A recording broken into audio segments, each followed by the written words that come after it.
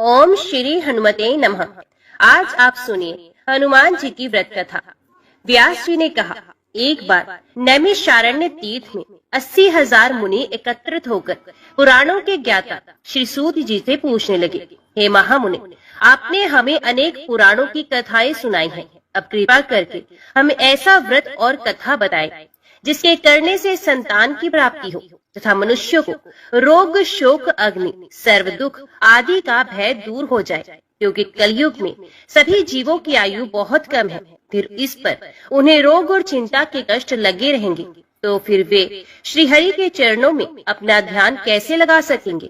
श्री सूत जी बोले, हे मुनियों, आपने लोक कल्याण के लिए बहुत ही उत्तम बात पूछी है।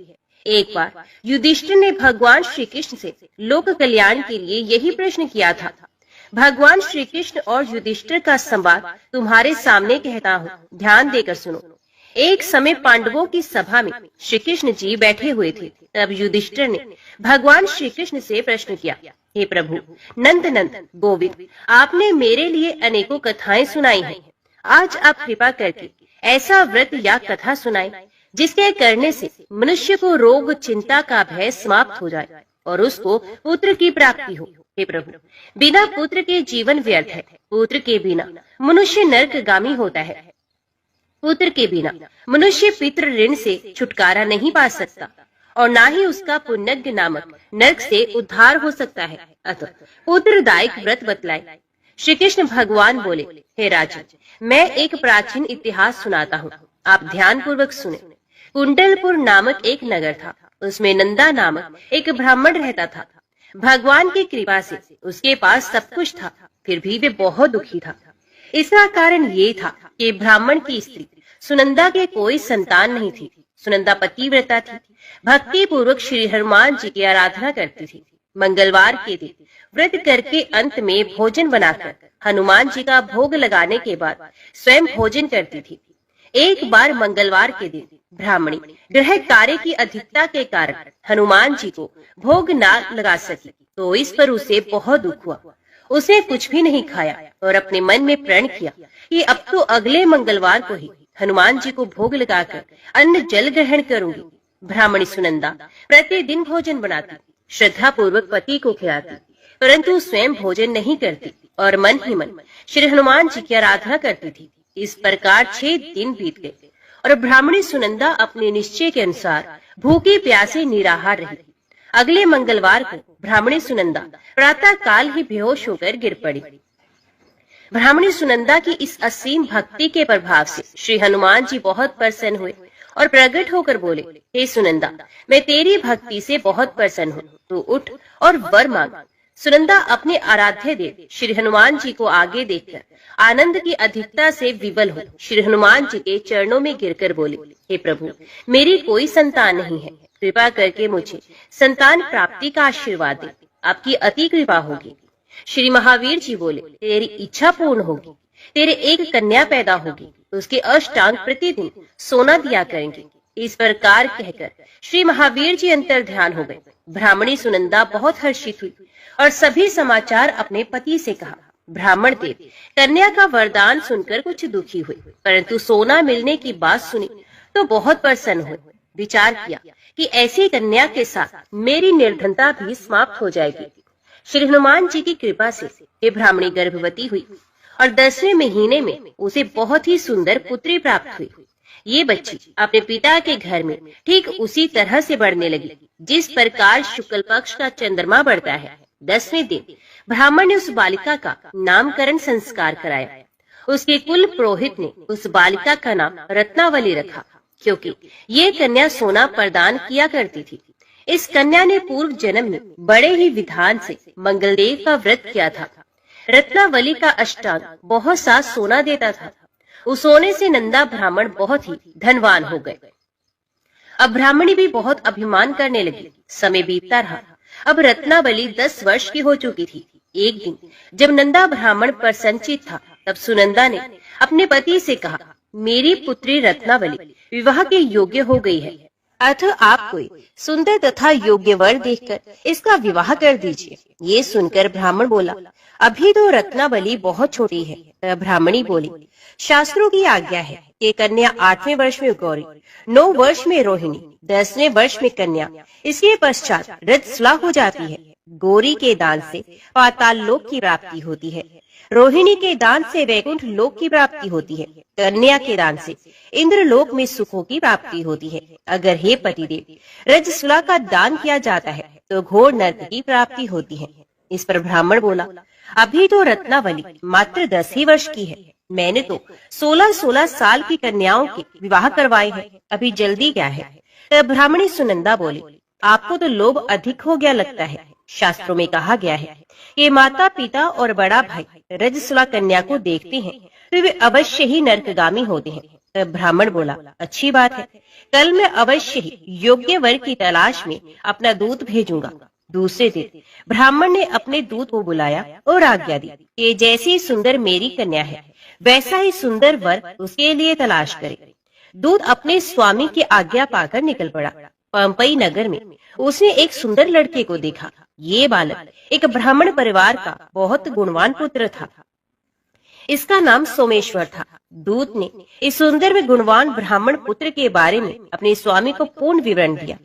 ब्राह्मण नंदा को भी सोमेश्वर अच्छा लगा और फिर शुभ मुहूर्त में विधि पूर्वक कन्या दान करके ब्राह्मण ब्राह्मणी संतुष्ट हुए।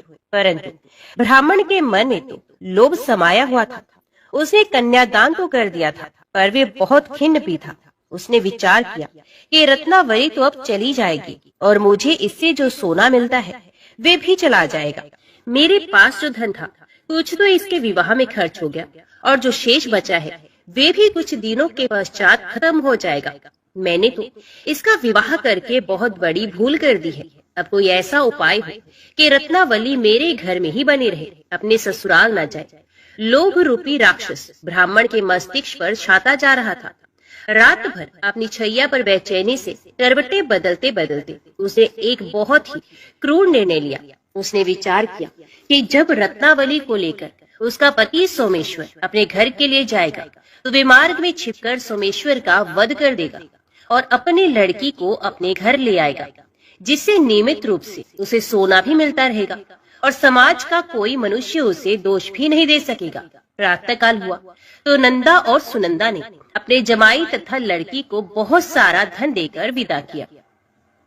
सोमेश्वर अपनी पत्नी रत्नावली को लेकर ससुराल से अपने घर की तरफ चल दिया। ब्राह्मण नंदा महालोभ के वशीभूत हो अपनी मति खो चुका था। पाप पुण्य को उसे विचार ही न रहा। अपने भयानक व क्रूर निर्णय को कार्य रूप देने के लिए उसने अपने दूत को मार्ग में अपने जमाई का वध करने के लिए भेज दिया, ताकि रत्नावली से प्राप्त होने वाला सोना उसे हमेशा मिलता रहे और वो कभी निर्धन न हो। ब्राह्मण के दूत ने अपने स्वामी की आज्ञा का पालन करते हुए उसके जमाई सोमेश्वर का मार्ग में ही वध कर दिया। समाचार प्राप्त कर ब्राह्मण नंदा मार्ग में पहुंचा और रुदन करती अपनी पुत्री रत्नावली से बोला, हे पुत्री, मार्ग में लुटेरों ने तेरे पति का वध कर दिया है। भगवान की इच्छा के आगे किसी का कोई वश नहीं चलता। अब तू घर चल, वहाँ पर ही रहकर शेष जीवन व्यतीत करना। जो भाग्य में लिखा है वही होगा।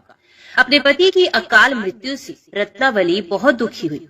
करुण क्रंदन व रुदन करते हुए अपने पिता से बोली, हे पिताजी, इस संसार में जिस स्त्री का पति नहीं है उसका जीना व्यर्थ है। मैं अपने पति के साथ ही अपने शरीर को जला दूंगी और सती होकर अपने इस जन्म को माता पिता के नाम को तथा सास ससुर के यश को सार्थक करूंगी। ब्राह्मण नंदा अपनी पुत्री रत्नावली के वचनों को सुनकर बहुत दुखी हुआ। विचार करने लगा, मैंने व्यर्थ ही जमाई का वध किया और पाप अपने सर ले लिया। रत्नावली को उसके पीछे अपने प्राण तक देने को तैयार है। मेरा तो दोनों तरफ से मरण हो गया। धन तो अब मिलेगा नहीं। जमाई वध के पाप के फलस्वरूप यम यातना भी भुगतनी पड़ेगी। ये सोचकर वे बहुत खिन्न हुआ। सोमेश्वर की चिता बनाएगी। रत्नावली सती होने की इच्छा से अपने पति का सर अपनी गोद में रखकर चिता में बैठ गई। जैसे ही सोमेश्वर की चिता को अग्नि लगाएगी वैसे ही प्रसन्न हो मंगल देव वहाँ प्रकट हुए और बोले, हे रत्नावली, मैं तेरी पति भक्ति से बहुत प्रसन्न हूँ, तू वर मांग। रत्नावली ने अपने पति का जीवन दान मांगा। तब मंगल देव बोले, रत्नावली, तेरा पति अजर अमर है, ये महाविद्वान भी होगा और इसके अतिरिक्त तेरी जो इच्छा हो वो वर मांग। तब रत्नावली बोली, हे ग्रहों के स्वामी, यदि आप मुझ पर प्रसन्न हैं, तो मुझे ये वरदान दीजिए कि जो भी मनुष्य मंगलवार के दिन प्रातः काल लाल पुष्प लाल चंदन से पूजा करके आपका स्मरण करे, उसको रोग व्याधि ना हो, स्वजनों का कभी वियोग ना हो, सर्प अग्नि तथा शत्रु का भय ना रहे। जो स्त्री मंगलवार का व्रत करे वे कभी विधवा ना हो। मंगलदेव तथास्तु कहकर अंतर्ध्यान हो गए। सोमेश्वर मंगलदेव की कृपा से जीवित हो गया। रत्नावली अपने पति को पुण्य प्राप्त कर बहुत प्रसन्न हुई और मंगलदेव का व्रत प्रत्येक मंगलवार को करके व्रतराज और मंगलदेव की कृपा से इस लोक में सुख ऐश्वर्य को भोगते हुए अंत में अपने पति के साथ स्वर्गलोक को चले गई। आइए अब सुनते हैं मंगलवार व्रत की एक अन्य कथा। एक ब्राह्मण दंपत्ति की कोई संतान नहीं हुई थी, जिसके कारण दोनों पति पत्नी दुखी रहते थे। वे ब्राह्मण हनुमान जी की पूजा हेतु वन में चला गया। वे पूजा के साथ महावीर जी से एक पुत्र की कामना प्रकट किया करता था। घर पर उसकी पत्नी मंगलवार व्रत पुत्र की प्राप्ति के लिए किया करती थी।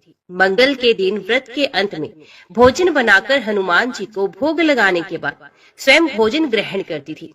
एक बार कोई व्रत आ गया जिसके कारण ब्राह्मणी भोजन ना बना सकी, तब हनुमान जी का भोग भी नहीं लगाया गया।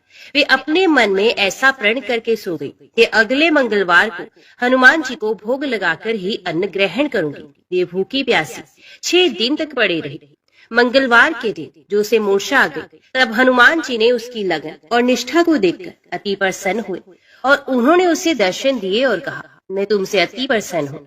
मैं तुझको एक सुंदर बालक देता हूँ जो तेरी बहुत सेवा किया करेगा। हनुमान जी मंगलवार को बाल रूप में उसको दर्शन देकर अंतर ध्यान हो गए। सुंदर बालक पाकर ब्राह्मणी अति प्रसन्न हुई। ब्राह्मणी ने बालक का नाम भी मंगल रखा। कुछ समय पश्चात ब्राह्मण वन से लौट कर आया। पर संचित सुंदर बालक घर में क्रीड़ा करते देखकर वे ब्राह्मण पत्नी से बोला, ये बालक कौन है? पत्नी ने कहा, मंगलवार के व्रत से प्रसन्न होकर हनुमान जी ने दर्शन देकर मुझे ये बालक दिया है।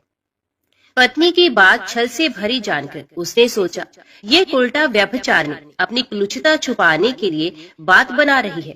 एक दिन उसका पति कुएं पर पानी भरने चला तो पत्नी ने कहा कि मंगल को भी साथ ले जाओ। वे मंगल को साथ ले चला और उसको कुएं में डालकर वापस पानी भरकर आया तो पत्नी ने पूछा कि मंगल कहाँ है। तभी मंगल मुस्कुराता हुआ घर में आया। उसको देख ब्राह्मण आश्चर्यचकित हुआ। रात्रि में उसके पति से हनुमान जी ने स्वप्न में कहा, ये बालक मैंने दिया है, तुम पत्नी को उल्टा क्यों कहते हो? पति ये जानकर हर्षित हुआ। फिर पति पत्नी मंगल का व्रत रख अपनी जीवन आनंद पूर्वक व्यतीत करने लगे। जो मनुष्य मंगलवार व्रत कथा को पढ़ता या सुनता है और नियम से व्रत रखता है, उसके हनुमान जी की कृपा से सब कष्ट दूर होकर सर्व सुख प्राप्त होता है।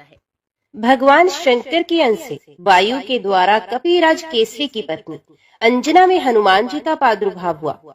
मर्यादा पुरुषोत्तम श्री राम की सेवा शंकर जी अपने रूप से तो नहीं कर सकते थे, अतएव उन्होंने 11वें रुद्र रूप को इस प्रकार वानर रूप में अवतरित किया। जन्म के कुछ ही समय पश्चात महावीर हनुमान जी ने उगते हुए सूर्य को कोई लाल लाल फल समझा और उसे निगलने के लिए आकाश की ओर दौड़ चले। उस दिन सूर्य ग्रहण का समय था। राहु ने देखा कि कोई दूसरा ही सूर्य को पकड़ने आ रहा है।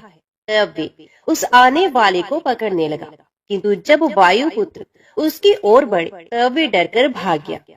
राहु ने इंद्र से पुकार की। ऐरावत पर चढ़कर इंद्र को आते देख पवन कुमार ने ऐरावत को कोई बड़ा सा सफेद फल समझा और उसी को पकड़ने के लिए लपके। घबराकर देवराज ने वज्र से प्रहार किया। वज्र से उनकी ठोड़ी पर चोट लगने से वे कुछ टेढ़ी हो गई। इसी से ये हनुमान कहलाने लगे। वज्र लगने पर ये मूर्छित होकर गिर पड़े। पुत्र को मूर्छित देखकर वायुदेव बड़े कुपित हुए। उन्होंने अपनी गति बंद कर ली। श्वास रुकने से देवता भी व्याकुल हो गए।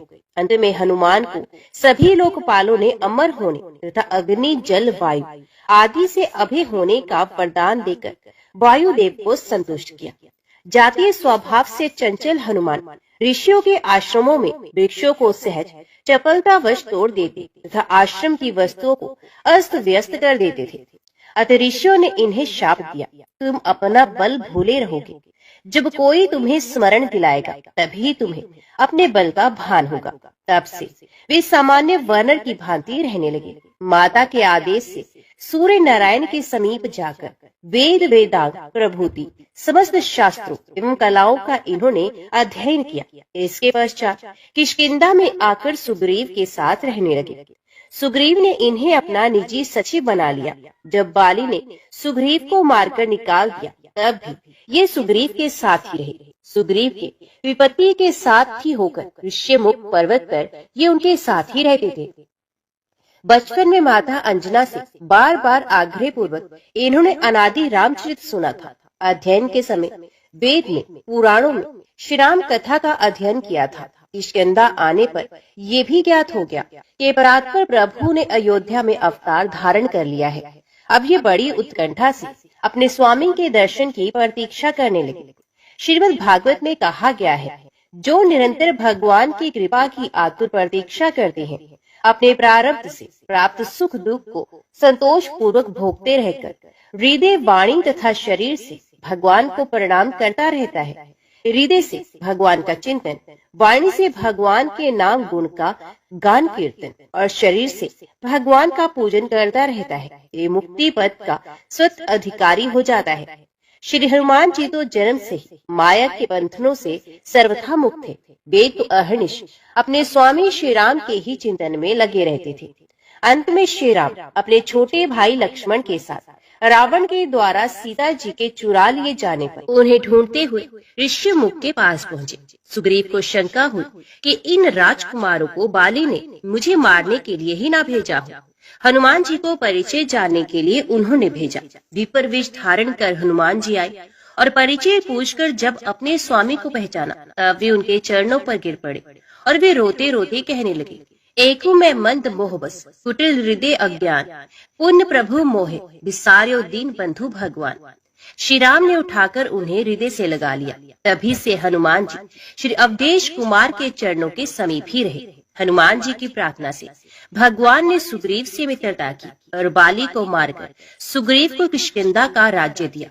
राज्य भोग में सुग्रीव को परमत देखकर हनुमान जी ने ही उन्हें सीतान्वेषण के लिए सावधान किया। ये पवन कुमार ही वानरों को एकत्र कर लाए। श्री राम जी ने उनको ही अपनी मुद्रिका दी।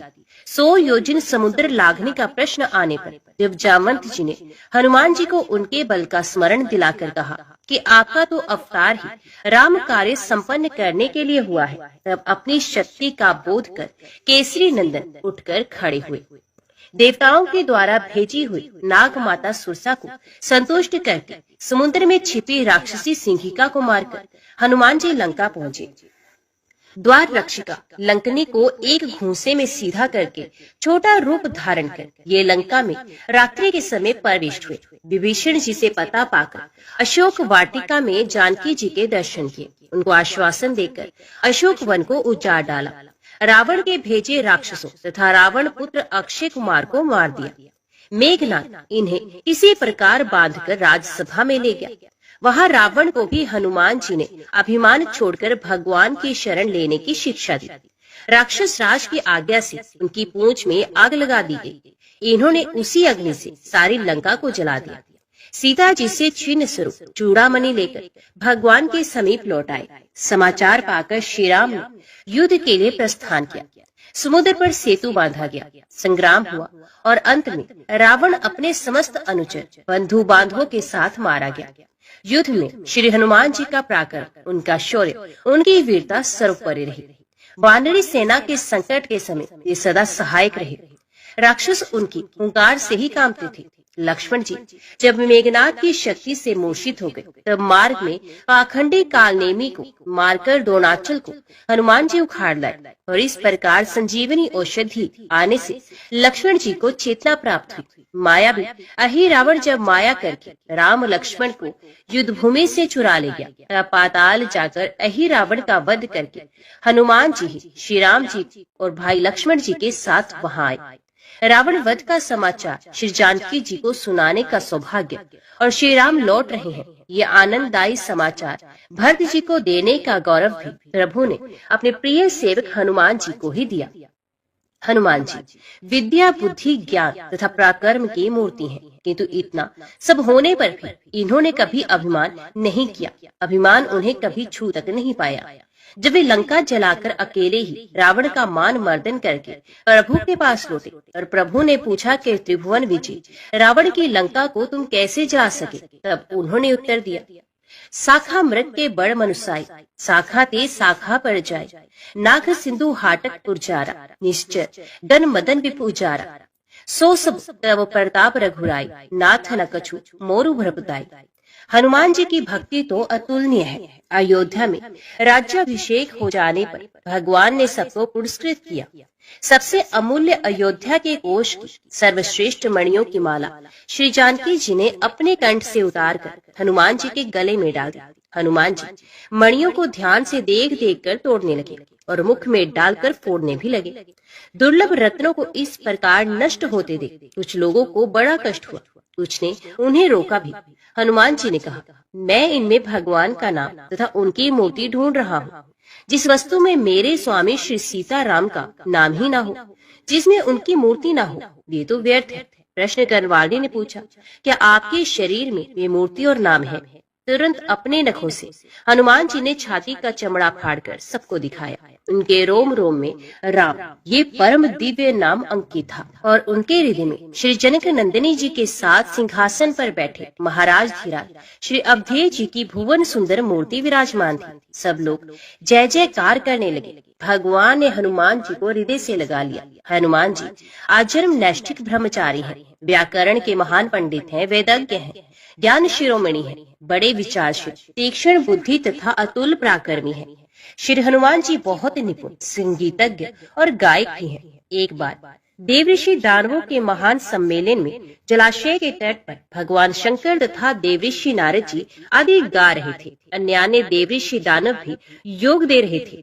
इतने में ही हनुमान जी ने मधुर स्वर से ऐसा सुंदर गान आरंभ किया कि जिसे सुनकर उन सबके मुख मलिन हो गए, जो बड़े उत्साह से गा बजा रहे थे, और सभी अपना अपना गान छोड़कर मोहित हो गए और चुप होकर सब सुनने लगे। उस समय केवल हनुमान जी ही गा रहे थे। जब तक पृथ्वी पर श्री राम की कथा रहेगी, तब तक पृथ्वी पर रहने का वरदान उन्होंने स्वयं प्रभु से मांग लिया।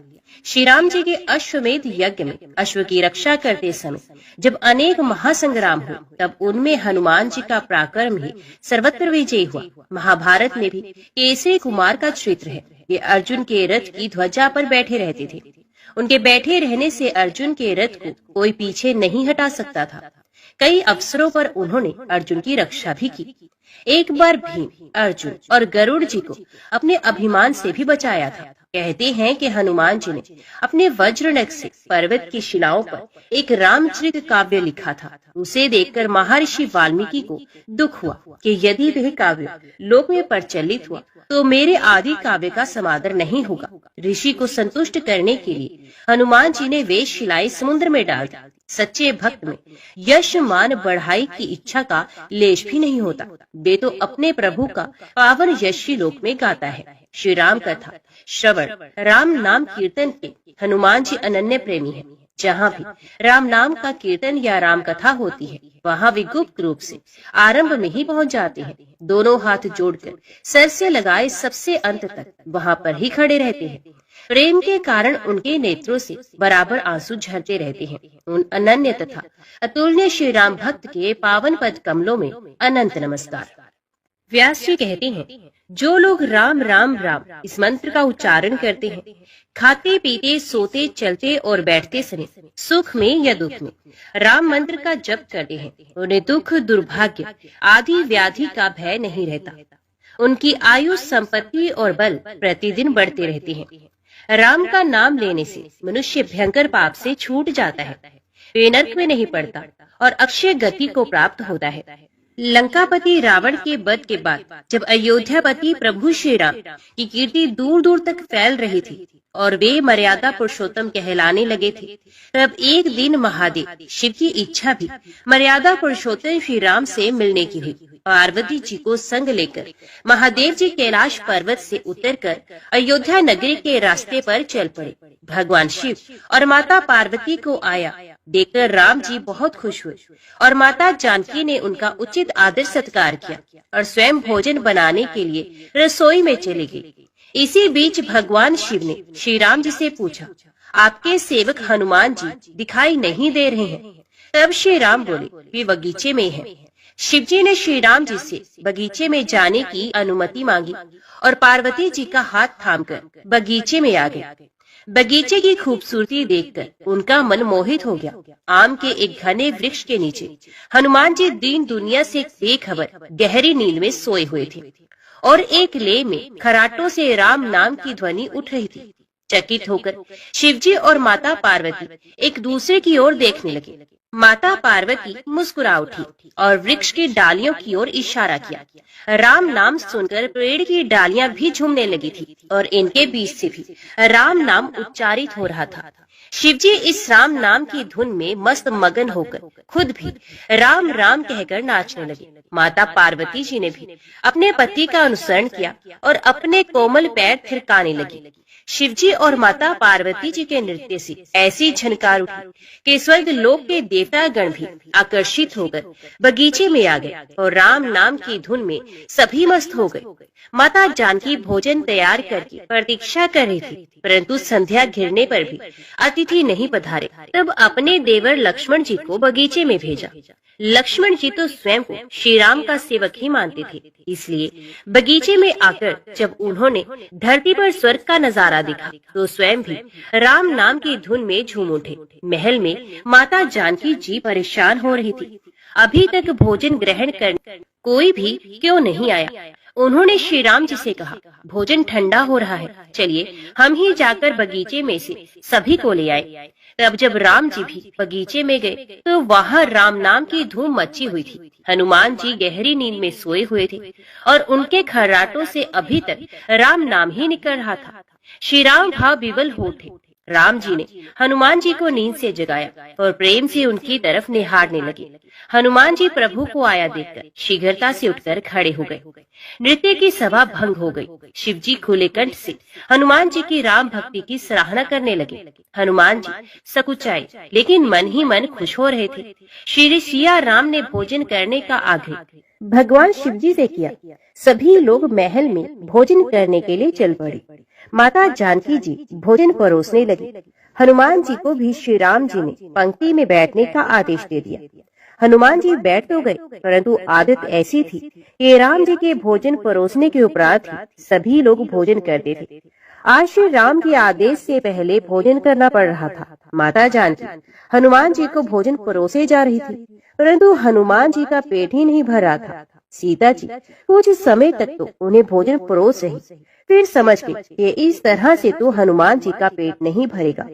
उन्होंने तुलसी जी के एक पत्ते पर राम नाम लिखा और भोजन के साथ हनुमान जी को परोस दिया। तुलसी पत्र खाते ही हनुमान जी को संतुष्टि मिली और वे भोजन खाकर उठकर खड़े हो गए। भगवान शिव शंकर ने प्रसन्न होकर हनुमान जी को आशीर्वाद दिया कि आपकी राम भक्ति युगों युगों तक याद की जाएगी और आप संकट मोचन के नाम से जाने जाएंगे। आइए अब सुनते हैं राम नाम की महिमा की दूसरी कहानी। महादेव जी को एक बार बिना कारण के किसी को प्रणाम करते देखकर माता पार्वती जी ने पूछा, आप किसको प्रणाम करते रहते हैं? तब शिव जी ने अपनी धर्म पत्नी पार्वती जी से कहा कि हे देवी, जो व्यक्ति एक बार राम कहता है उसे मैं 3 बार प्रणाम करता हूँ। पार्वती जी ने फिर से पूछा, हे भगवान, आप शमशान में क्यों जाते हैं और ये चीता की भस्म को अपने शरीर पर क्यों धारण करते हैं? उसी समय शिव जी पार्वती जी को शमशान में ले गए और वहाँ एक शव अंतिम संस्कार के लिए ले जाया गया। लोग राम नाम सत्य है कहते हुए शव को ला रहे थे। शिव जी ने कहा कि देखो पार्वती, इस शमशान की ओर जब लोग आते हैं तो राम नाम का स्मरण करते हुए आते हैं और इस शव के निमित्त से कई लोगों के मुख से मेरा अति प्रिय दिव्य राम नाम निकलता है। उसी को सुनने के लिए मैं शमशान में आता हूँ और इतने लोगों के मुख से राम नाम का जप करवाने में निमित्त बनने वाले इस शव का मैं सम्मान करता हूँ, प्रणाम करता हूँ और अग्नि में जलने के बाद उसकी भस्म को अपने शरीर पर लगा लेता हूँ। राम नाम बुलवाने वाले के प्रति मुझे इतना प्रेम है एक बार शिव जी कैलाश पर पहुंचे और पार्वती जी से भोजन मांगा। तो पार्वती जी विष्णु सहस्त्र नाम का पाठ कर रही थी। पार्वती जी ने कहा, अभी पाठ पूरा नहीं हुआ है, कृपया थोड़ी देर प्रतीक्षा कीजिए। तब शिव जी ने कहा, इसमें तो समय और श्रम दोनों लगेंगे। संत लोग जिस तरह से सहस्त्र नाम को छोटा कर लेते हैं और नित्य जपते हैं, वैसा उपाय कर लो। तो पार्वती जी ने पूछा, ये वे उपाय कैसे करते हैं, मैं सुनना चाहती हूँ। तो शिव जी ने बताया, केवल एक बार राम कह लो, इससे तुम्हें सहस्त्र नाम भगवान के 1000 नाम लेने का फल मिल जाएगा। एक राम नाम 1000 दिव्य नामों के समान है। तो पार्वती जी ने वैसा ही किया। भगवान बोले, श्री राम राम रामेति रामे राम मनोरमे सहस्त्र नाम तत् तुल्य राम नाम वरानने। ये राम नाम सभी आपदाओं को हरने वाला, सभी संपदा को देने वाला दाता है, सारे संसार को विश्राम या शांति प्रदान करने वाला है। इसलिए मैं इसे बार बार प्रणाम करता हूँ। भवसागर की सभी समस्याओं और दुखों के बीजों को भून कर रख देने वाला, समूल नष्ट कर देने वाला, सुख संपत्तियों को अर्जित करने वाला, यमदूतों को खदेड़ने वाला केवल राम नाम का जप है। इसलिए प्रयास पूर्वक स्वयं भी राम नाम जपते रहना चाहिए और दूसरों को भी प्रेरित करके राम नाम जपना चाहिए। इससे अपना और दूसरों का तुरंत कल्याण हो जाता है। यही सबसे सुलभ और अचूक उपाय है। इसलिए हमारे देश में प्रणाम राम राम कहकर किया जाता है। आइए अब सुनते हैं बिल वृक्ष की महिमा। एक बार नारद जी ने भोलेनाथ जी की स्तुति करके प्रभु से पूछा कि हे प्रभु, आपको प्रसन्न करने के लिए सबसे उत्तम और सुलभ साधन क्या है? त्रिलोकीनाथ, आप तो निर्विकार और निष्काम है, आप सहज ही प्रसन्न हो जाते हैं। फिर भी मेरे जानने की इच्छा है कि आपको क्या प्रिय है। तब शिव जी बोले, नारद जी, वैसे तो मुझे भक्त के भाव सबसे प्रिय है, फिर भी आपने पूछा है तो मैं बताता हूँ। मुझे जल के साथ साथ बिल पत्र बहुत प्रिय है। जो अखंड बिल पत्र मुझे श्रद्धा से अर्पित करते हैं, मैं उन्हें अपने लोक में स्थान देता हूँ। नारद जी भगवान शंकर और माता पार्वती की वंदना करके अपने लोक को चले गए। उनके जाने के पश्चात पार्वती जी ने शिव जी से पूछा कि हे प्रभु, मेरी ये जानने की बड़ी तीव्र इच्छा हो रही है कि आपको बिलपत्र इतने प्रिय क्यों है। कृपया करके मेरी जिज्ञासा को शांत कीजिए। तब शिव जी बोले, हे शिव, बिल के पत्ते मेरे जटा के समान है। उसका त्रियत्र यानी 3 पत्ते ऋग्वेद, यजुर्वेद और सामवेद हैं। शाखाएं समस्त शास्त्र का स्वरूप है। बिलपत्र को आप पृथ्वी का कल्प वृक्ष समझे, जो ब्रह्मा विष्णु और शिव स्वरूप है। हे पार्वती, स्वयं महालक्ष्मी जी ने शैल पर्वत पर बिल वृक्ष रूप में जन्म लिया। इस कारण भी बेल का वृक्ष मेरे लिए अति प्रिय है। महालक्ष्मी जी ने बिल का रूप धरा। ये सुनकर पार्वती जी कौतूहल में पड़ गई और पार्वती जी ने कौतूहल में उपजी जिज्ञासा को रोक ना पाई। उन्होंने पूछा, देवी लक्ष्मी ने आखिर बिल वृक्ष का रूप क्यों लिया? आप ये कथा विस्तार से कहें। तब भोलेनाथ ने देवी पार्वती जी को कथा सुनाना आरंभ किया। हे देवी, सतयुग में ज्योति रूप में मेरे अंश का रामेश्वर लिंग था। ब्रह्मा आदि देवों ने उसका विधिवत पूजन अर्चन किया था। इसका परिणाम ये हुआ कि मेरे अनुग्रह से वाणी देवी सती प्रिय हो गई। वे भगवान विष्णु को सतत प्रिय हो गई। मेरे प्रभाव से भगवान केशव के मन में वाग देवी के लिए जितनी प्रीति उत्पन्न हुई, वे स्वयं लक्ष्मी जी को नहीं भाई। लक्ष्मी देवी का श्री हरि के प्रति मन में कुछ दुराव पैदा हो गया और वे चिंतित और रुष्ट होकर चुपचाप परम उत्तम श्री शैल पर्वत पर चले गए। वहाँ उन्होंने तप करने का निश्चय किया और उत्तम स्थान का चयन करने लगे। महालक्ष्मी ने उत्तम स्थान का निश्चय करके मेरे लिंग विग्रह की उग्र तपस्या प्रारंभ की। उनकी तपस्या कठोरतम होती जा रही थी। हे परमेश्वरी, कुछ समय के बाद महालक्ष्मी जी ने मेरे लिंग विग्रह से थोड़ा उद्धम में एक वृक्ष का रूप धारण कर लिया और अपने पत्रों और पुष्पों द्वारा निरंतर मेरा पूजन करने लगी।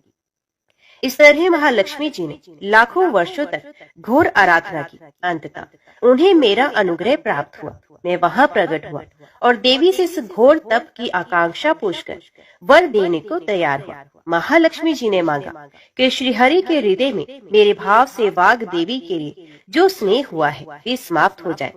तब शिव जी बोले, मैंने महालक्ष्मी जी को समझाया, श्री हरि के हृदय में आपके अतिरिक्त किसी और के लिए कोई प्रेम नहीं। वाग्देवी के प्रति उनका प्रेम नहीं अपितु श्रद्धा है। ये सुनकर लक्ष्मी जी प्रसन्न हो गए और उन्हें भगवान श्री विष्णु के हृदय में स्थित होकर निरंतर उनके साथ विहार करने लगी। पार्वती जी, महालक्ष्मी के हृदय का एक बड़ा विकार इस प्रकार दूर हो गया। इस कारण हरिप्रिया उसी वृक्ष रूप में सर्वदा अतिशय भक्ति में भरकर यत्न पूर्वक मेरी पूजा करने लगी।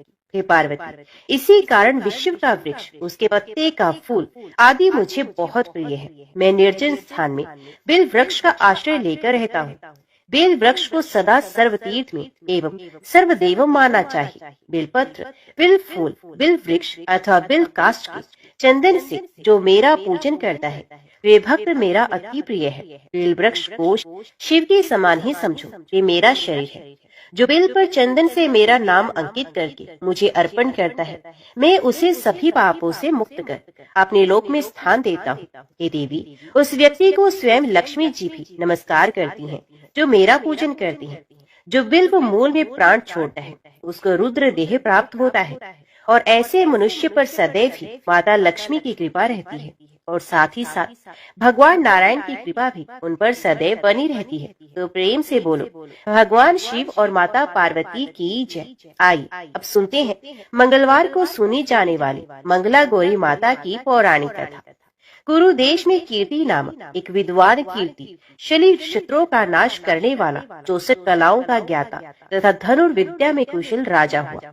पुत्र के अलावा अन्य सभी शुभ चीजें उस राजा के पास थी, इसलिए वे राजा संतान के विषय में अत्यंत चिंतित हुआ, और जब ध्यान पूर्वक देवी की आराधना करने लगा तब उसकी कठोर तपस्या से प्रसन्न हो गई और उससे ये वचन बोली कि हे सुव्रत, वर मांगो।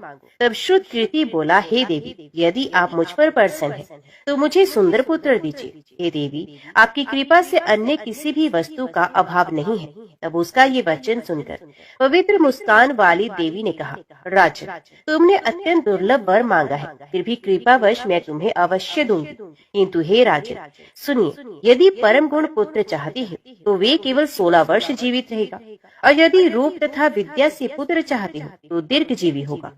देवी का वचन सुनकर राजा चिंतित हुआ और पुनः अपनी पत्नी से परामर्श करके उसने गुणवान तथा सभी शुभ लक्षणों से संपन्न 16 वर्ष की आयु वाला पुत्र मांगा। तब देवी ने भक्त संपन्न राजा से कहा, हे राजा, मेरे मंदिर के द्वार पर आम का वृक्ष है, उसका एक फल लाकर मेरी आज्ञा से अपनी पत्नी को उसे भक्षण हेतु प्रदान करो, जिसे वे शीघ्र ही गर्भ धारण करेगी, इसमें संदेह नहीं। प्रसन्न होकर राजा ने वैसा ही किया और उसकी पत्नी ने गर्भ धारण किया। 10वें महीने में उसने देवतुल्य सुंदर पुत्र को जन्म दिया। तब हर्ष तथा शोक से युक्त राजा ने बालक का जात कर्म आदि संस्कार किया। शिव का स्मरण करते हुए उसका नाम चिरायु रखा गया। इसके बाद पुत्र के 16 वर्ष के होने पर पत्नी सहित राजा चिंता में पड़ गए और वे विचार करने लगे, ये पुत्र बड़े कष्ट से प्राप्त हुआ और मैं इसकी दुखद मृत्यु अपने ही सामने कैसे देख सकूंगा। ऐसा विचार करके राजा ने पुत्र को उसके मामा के साथ काशी भेज दिया। प्रस्थान के समय राजा की पत्नी ने अपने भाई से कहा कि आप मेरे पुत्र को काशी ले जाइए। मैंने भगवान मृत्युंजय से पूर्व में पुत्र के लिए प्रार्थना की थी और कहा था कि हे विश्वेश्वर, अब जगतपति की यात्रा के लिए मैं उस पुत्र को अवश्य भेजूंगी, अतः आप मेरे पुत्र को आज ही ले जाइए और सावधानी पूर्वक इसकी रक्षा कीजिएगा। अपनी बहन की बात सुनकर भांजे के साथ वे चल पड़ा। कई दिनों तक चलते चलते वे आनंद नामक नगर में पहुंचा। वहाँ सभी प्रकार की समृद्धियों वाला संपन्न वीर सेन नाम वाला राजा रहता था। उस राजा की एक सर्व लक्षण संपन्न युवावस्था प्राप्त मनोहर और रूप लावण्यमयी मंगला गौरी नामक कन्या थी। उत्तम सौंदर्य अभिवृद्धि को प्राप्त वे कन्या किसी समय सखियों के साथ नगर के उपवन में क्रीड़ा करने के लिए गई हुई थी। उसी समय वे चिरायु तथा उसका मामा वे दोनों भी वहां पहुंच गए और उन कन्याओं को देखने की लालसा से वहीं विश्राम करने लगे। इसी बीच विनोद पूर्वक क्रीड़ा करती हुई उन कन्याओं में से किसी एक ने कुपित होकर राजकुमारी को कुवचन कह दिया। तब उस अशुभ वचन को सुनकर राजकुमारी ने कहा कि तुम अनुचित बातें क्यों बोल रही हो? मेरे कुल में तो इस प्रकार की कोई नहीं। मंगला गौरी की कृपा से तथा उनके व्रत के प्रभाव से विवाह के समय जिसके सर पर मेरे हाथ से अक्षत पड़ेंगे वे सखी, वे यदि अल्पायु वाला भी होगा तो चिरंजीवी हो जाएगा। इसके बाद वे सभी कन्याएं अपने अपने घर चली गईं। उसी दिन राजकुमारी का विवाह था। बल्कि देश के दृढ़ धर्मा नामक राजा के सुकेतु नाम वाले पुत्र के साथ उसका विवाह निश्चित किया गया था। वे सुकेतु कुरूप तथा बहरा था। तब सुकेतु के साथ आए हुए उन लोगों ने विचार किया कि इस समय कोई दूसरा श्रेष्ठ वर ले जाना चाहिए और विवाह संपन्न हो जाने के बाद वहाँ सुकेतु पहुँच जाए। तो उन लोगों ने चिरायु के मामा के पास जाकर याचना की कि आप इस बालक को हमें दे दीजिए, जिससे हमारा कार्य सिद्ध हो जाए। इस पृथ्वी पर परोपकार के समान दूसरा कोई धर्म नहीं। तब उनकी बात सुनकर चिरायु का मामा मन ही मन बहुत प्रसन्न हुआ, क्योंकि इसने उपवन में पहले ही कन्या मंगला गौरी की बात सुनी थी। फिर भी उसने एक बार कहा कि आप लोग इसे किस लिए मांग रहे हैं? कार्य की सिद्धि हेतु वस्त्र अलंकार आदि मांगे जाते हैं, व्रतों को कभी कहीं नहीं मांगा जाता। तथापि आप लोगों का सम्मान करने के लिए मैं इसे दे रहा हूँ। इसके बाद चिरायु को वहाँ ले जाकर उन लोगों ने विवाह संपन्न कराया। सप्तपदी आदि के हो जाने पर रात्रि में शिव पार्वती की प्रतिमा के समक्ष उस चिरायु ने हर्ष युक्त होकर मंगला गौरी के साथ शयन किया। उसी दिन चिरायु के 16 वर्ष पूर्ण हो चुके थे और अर्धरात्रि में साक्षात काल सर्प रूप में वहाँ आ गया। इसी बीच संयोगवश राजकुमारी जाग गई। उसने उस महासर्प को वहाँ देखा और भय से व्याकुल होकर कांपने लगी। तभी उस कन्या ने धैर्य धारण किया, 16 उपचारों से सर्प की पूजा की और पीने के लिए दूध दिया। उसे दीनता भरी वाणी में उस सर्प की प्रार्थना की और स्तुति की। मंगला गौरी प्रार्थना करने लगी, मैं उत्तम व्रत करूंगी जिससे मेरे पति जीवित रहें। ये जिस तरह से चिरकाल तक जीवित रहे, अब वैसा कीजिए। इतने में सर्प वहाँ स्थित एक कमंडल में प्रवेश कर गया। उस मंगला गौरी ने अपनी कंचुकी से उस कमंडल का मुंह बांध दिया। इसी बीच उसका पति अंगड़ाई लेकर जाग गया और अपनी पत्नी से बोला कि हे प्रिय, मुझे भूख लगी है। तभी अपनी माता के पास जाकर खीर लड्डू आदि ले आई और उसके द्वारा दिए भोज्य पदार्थ को उसने प्रसन्न मन होकर खाया। भोजन के बाद हाथ धोते समय उसके हाथ से अंगूठी गिर पड़ी। तांबूल खाकर वे पुनः सो गया। उसके बाद मंगला गौरी कमंडल को फेंकने के लिए जाने लगी। विधि की कैसी गति है! उस कमंडल में से बाहर की ओर जगमग करती हुई हार कांति को देखकर वे आश्चर्यचकित हो गई। घट में स्थित उस हार को उसने अपने कंठ में धारण किया। इसके बाद कुछ रात शेष रहते ही चिरायु का मामा आकर उसे ले गया। इसके बाद वर पक्ष के लोग सुकेतु को वहाँ ले आए। उसे देखकर मंगला गौरी ने कहा कि ये मेरा पति नहीं है। तब उन सभी ने उससे कहा कि हे शुभे, तुम ये क्या बोल रही हो? यहाँ तुम्हारा कोई परिचायक हो तो उसे हम लोगों को बताओ। मंगला गौरी बोली, जिसने रात में 9 रत्नों से बनी अंगूठी दी है, उसकी अंगुली में इसे डालकर परिचायक निशानी देखे। मेरे पति ने रात्रि में मुझे जो हार दिया था, उसके रत्नों का समुदाय कैसा है, उस बात को ये बताए। ये तो कोई अन्य ही है। इसके अलावा रात में परस्पर भाषण तथा भोजन आदि जो कुछ किया गया था, उसे भी ये बता दे। तब ये निश्चय ही मेरे पति हैं। इस प्रकार उसका वचन सुनकर सभी ठीक है कहने लगे। किंतु जब एक भी बात ना मिली, तब सभी ने सुकेतु को उसका पति होने से निश्चित कर दिया और वर पक्ष वाले जिस तरह से आए थे उसी तरह से वापस चले गए। उसके बाद अपने वंश को बढ़ाने वाले महायश से संपन्न तथा परम मनस्वी मंगला गौरी के पिता ने अन्नपान आदि का सत्र चलाया। उन्हें वर पक्ष का वृत्तांत कानों कान सुन लिया।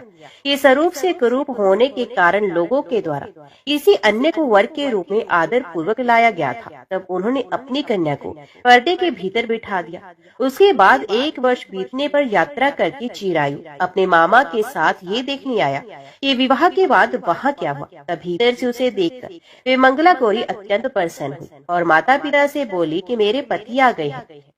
तब राजा ने अपने स्वजनों को बुलाकर पूर्व में कहे गए सभी परिचायकों को निशानी को देकर मंद मुस्कान वाली अपनी कन्या चिरायु को सौंप दी। निशिष्ट जनों को साथ लेकर विवाह का उत्सव कराया गया। इसके बाद राजा वीर सिंह ने वस्त्र आभूषण आदि सेना, घोड़े, रथ और अन्य भी बहुत सी सामग्रियां देकर उन्हें विदा किया। उसके बाद कुल को आनंदित करने वाला वे चिरायु पत्नी तथा मामा को साथ लेकर सेना के साथ अपने नगर पहुंचा।